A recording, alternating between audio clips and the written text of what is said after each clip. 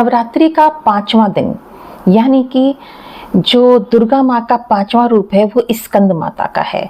स्कंद माता का जन्म कैसे हुआ, स्कंद माता कैसे आई, कैसे बनी?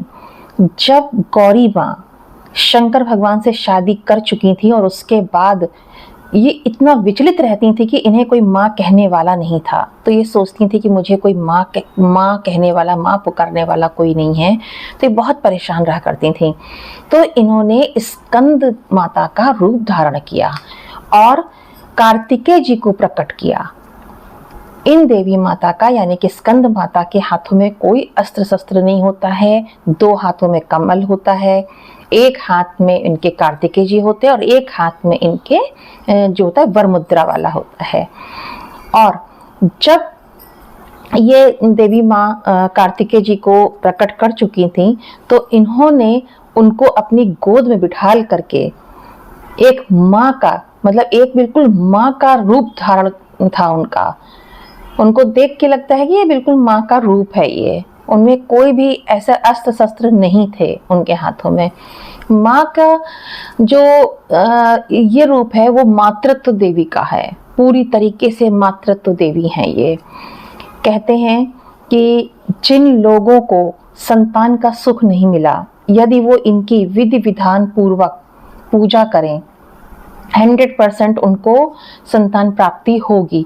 जिनके संतान नहीं हुई है या संतान हो गई है तो कोई और प्रॉब्लम है, बच्चे पढ़ नहीं रहे हैं या किसी भी तरीके की कोई भी प्रॉब्लम बच्चों से रिलेटेड, तो इसलिए आपको ये स्कंद माता का पूजा करनी है। इनका आपको पाठ करना है, एक इनकी कथा है, कथा करनी है, इनका दुर्गा माता की चालीसा पढ़नी है आपको।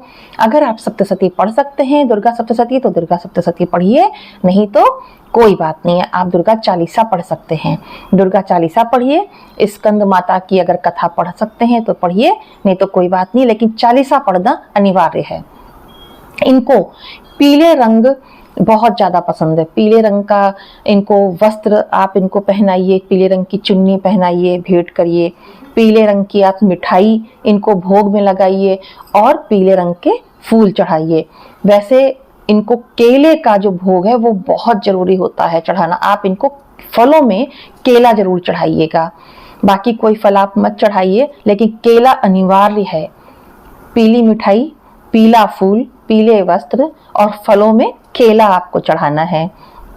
और इनके लिए एक स्कंद माता का एक मंत्र है जो कि आपको मंत्र का जाप करना है, एक माला यानी कि 108 बार। मंत्र है ओम स्कंद मात्रे नमः, ओम स्कंद मात्रे नमः। इस मंत्र का आप एक माला यानी कि 108 बार आप जाप करिए। उसके बाद आप इनकी कथा पढ़िए और कथा करने के बाद आरती कर लीजिए। ये आप स्कंद माता की पूजा जरूर करिए। स्पेशली वो लोग जरूर आज के दिन माता रानी से प्रार्थना करें जिनको संतान प्राप्ति को लेकर के कुछ प्रॉब्लम्स हैं, जिन्हें संतान नहीं हो रही, अगर है तो भी कुछ प्रॉब्लम्स हैं, उनके लिए ये पूजा बहुत अनिवार्य है।